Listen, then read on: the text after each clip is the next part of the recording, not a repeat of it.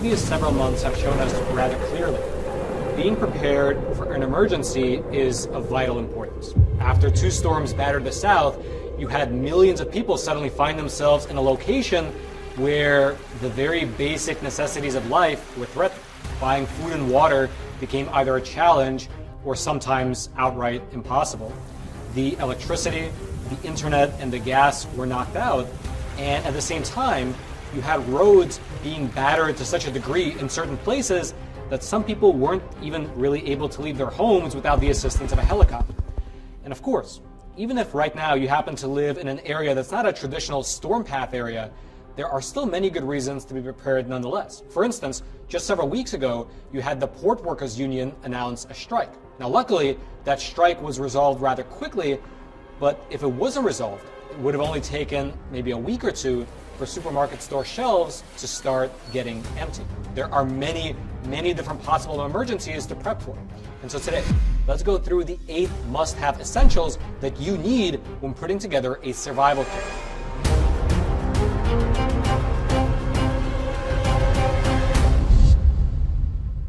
The first category is, of course, water.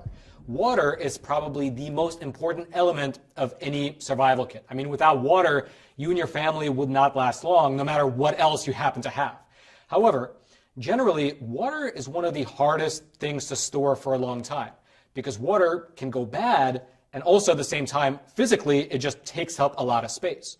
Regardless, though, there are solutions. The first is to store simple cases of bottled water around the house. If the bottles are sealed by the manufacturer itself, that water should remain clean for several years. Typically, the standard is that plastic bottled water can remain safe for about 2 years before the plastic in the bottle begins to leach into the actual water. And so what you can do, and what me and my family does, is that we just store several pallets of bottled water and we just rotate them every few years. Once certain pallets start getting close to their expiration date, we drink them, we buy more, and so at any given point in time, we have water on hand in case an emergency strikes. Now, according to everyone's favorite government agency, FEMA, the recommendation is to store at least 1 gallon of water per person per day. That's enough for both drinking as well as sanitation purposes. And so you just basically have to do the math. If you have 4 people in your household and you want to have enough water to last you for, let's say, a 1-month-long emergency, then that would just be 30 days times 4 gallons, which would be 120 gallons of water. A typical plastic water bottle has about 16.9 ounces, so you can round that up to 17. And so in order to keep enough water for a month, your family would need to store approximately 900 bottles of water. A typical case holds about 24 bottles. And so again, if you just do the math, you need 38 cases of water to be fully prepared for a month, which is fine if you happen to have like a large basement or a storage shed or an attic. But if you live in a smaller sized house or in an apartment in the city, that's probably way too much water to keep around. And so there are other solutions. For instance, you could buy a low cost and very innovative product called a bathtub emergency water container kit. This is a very useful tool for emergencies. Basically, if you know that the water is going to go out, or if you just suspect that it might go out in the case of a storm, then you can take out this plastic container. It wraps around the entirety of your bathtub, and then you just fill it up with water. The capacity on this thing goes up to 100 gallons, and so for emergencies, it is perfect. That's because if you were to, let's say, just store water in your open, normal bathtub, that water would spoil and become useless very soon. The dirt, the gunk, and the soap scum and all the other grime in the bathtub would quickly contaminate the water and make it not good within a matter of days, definitely a week. However, with one of these emergency water container kits, they can actually keep the water fresh for, they claim, upwards of 16 weeks, which is 4 months. That sounds like a long time to just have the water standing around in the house, but even if it's just 1 month, that's perfect. During that time, you can use that water for both drinking, for cooking, for washing, for flushing the toilet, and for all your other needs.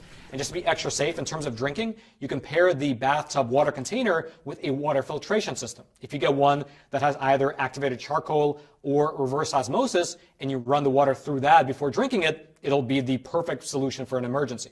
And 100 gallons of water like that should last your family upwards of a full month, which is perfect. If you want to check out the links to both the water filters as well as to the bathtub emergency container, I'll throw those links down into the description box below. And as a caveat, we do not make any money from those links. They're just there for your convenience. Now, after water, the second category of provisions that you absolutely must care about is food. in the event of a serious natural disaster or some kind of a supply chain disruption, people have to either rely on whatever rations they can get from FEMA or whatever they happen to have stored up in their home. And so it's a good idea to store emergency food at home just in case, so you don't have to rely on the government.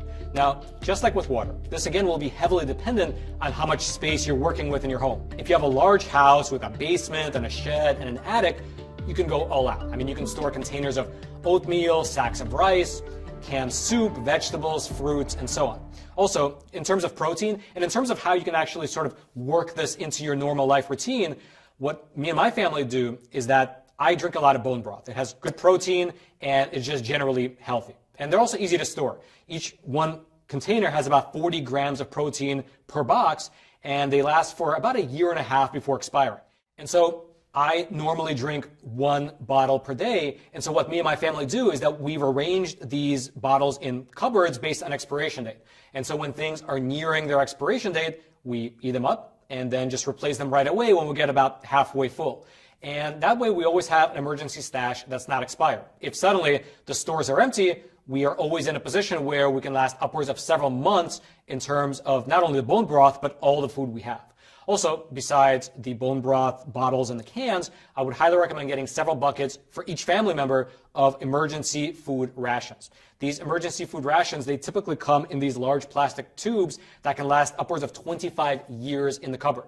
They're vacuum sealed, they're freeze dried, and generally they're awesome. These buckets, they have about 150 servings each, and they provide roughly 2,000 calories per day for each person, making them perfect for emergencies. Now, of course, we actually have a sponsor that we've been working with for years called My Patriot Supply, who sell these buckets. I'll throw their link down into the description box below. But also, if you happen to have a Costco membership, they sell those buckets as well. I think each one is only like $100.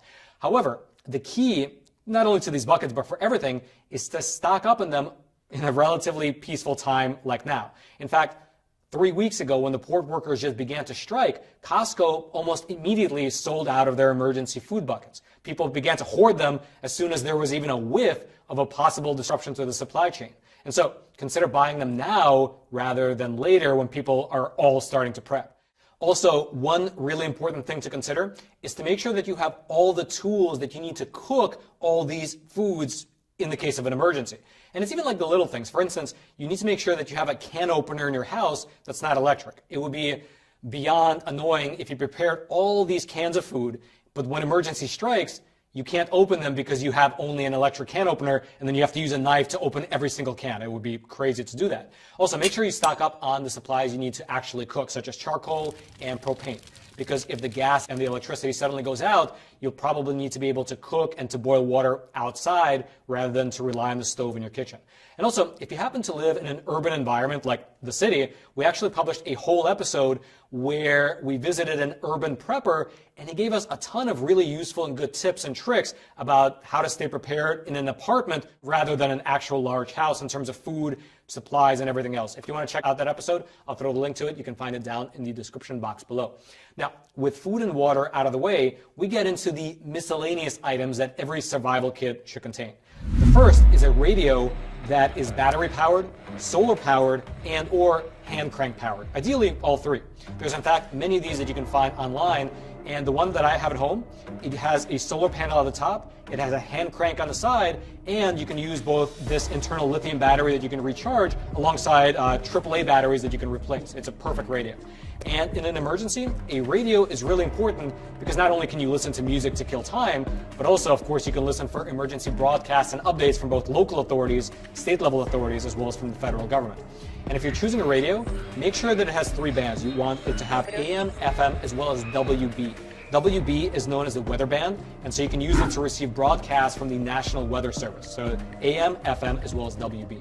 It's funny how with all the advances in electronics, in an actual emergency, it's just the good old radio that everyone happens to revert to. Also, alongside the radio, I would highly recommend keeping some form of a generator. I recommend having at least one sitting around the house. That way, you can charge your electronics and use them whenever you need to, even if the actual electrical grid gets knocked out. If you live in the suburbs or somewhere in the country, you can, of course, keep an actual diesel, kerosene, or gas generator around. That way you can generate your own electricity. But if you live in the city, like in a high-rise apartment building, you probably can't have a diesel generator, and so you can just keep a power station in case of an emergency. These things only cost a few $100s depending on the wattage you get, but they can store enough electricity to power a lot of things, your iPhone, even your laptop, some lights, your flashlight, a lot of things that will probably die quickly in an emergency. I'll throw the links to several good generators and power stations down into the description box below for your convenience. Now, after the radio and battery packs, there is the vital first aid kit. Every survival kit should include some type of first aid supplies to treat minor injuries, burns, things like that. At the very base level, it should include things like bandages, antibiotic ointments, burn ointments, gauze, emergency stitches, and things like that. In particular, emergency stitches, people don't think about that too much, but if you have a cut and you're not able to make it, let's say, to the hospital, to the doctor, or anywhere else, these stitches are perfect. You can just put them on your skin, and you pull them, and it pulls the skin together and keeps it tight so it can actually heal. In the case of an emergency, they are a lifesaver.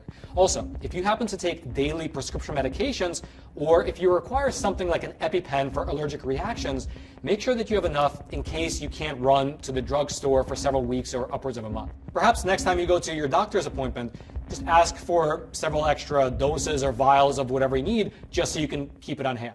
That's what me and my family do on pretty much everything, not just medication, but really everything.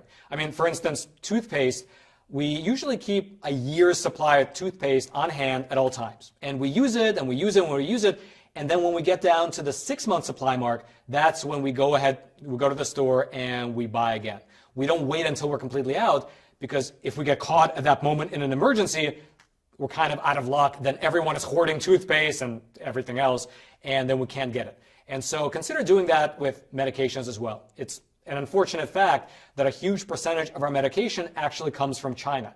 And so you don't need like a hurricane. In the case of a conflict breaking out in Asia, the CCP, they could easily cut off Americans from getting their medications. And so consider having somewhat of a buffer at home so that you could last for several weeks or several months without going for a refill. Also, alongside medications, consider keeping at least one extra pair of prescription glasses. If during an emergency your glasses happen to break, that's pretty bad. So you might have to go for weeks or even a month without being able to see properly. That's why in my house, I usually keep at least 2 extra pairs of prescription glasses at any given time, just in case something happens, I can just pop another pair on without losing a beat. Then, after medication and prescription glasses is lighting. If the power goes out, you'll still need to see in the dark. That's why flashlights and camp lights are essential to any survival kit.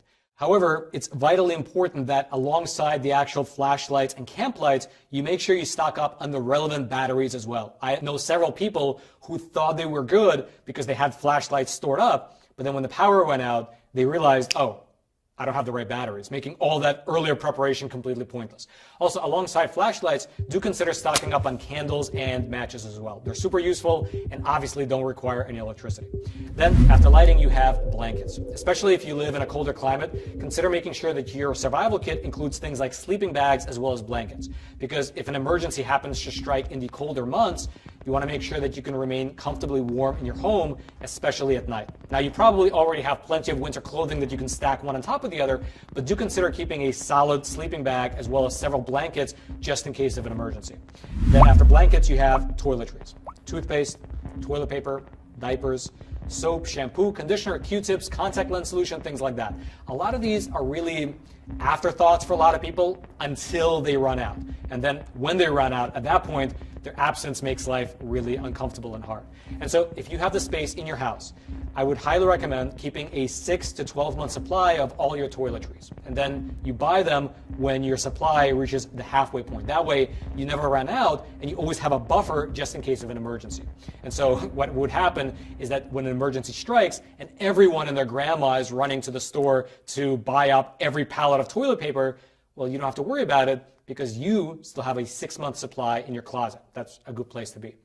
And then lastly, cash. Cash is solid. When everything stops working, when you can't access the roads, the banks are shut down, the computer doesn't work so you can't access your bank account at all, the ATMs don't work, having cash around the house is really useful. I mean, if society really breaks down, having gold is even more useful, but in today's episode, we're just talking about sort of a short-term emergency.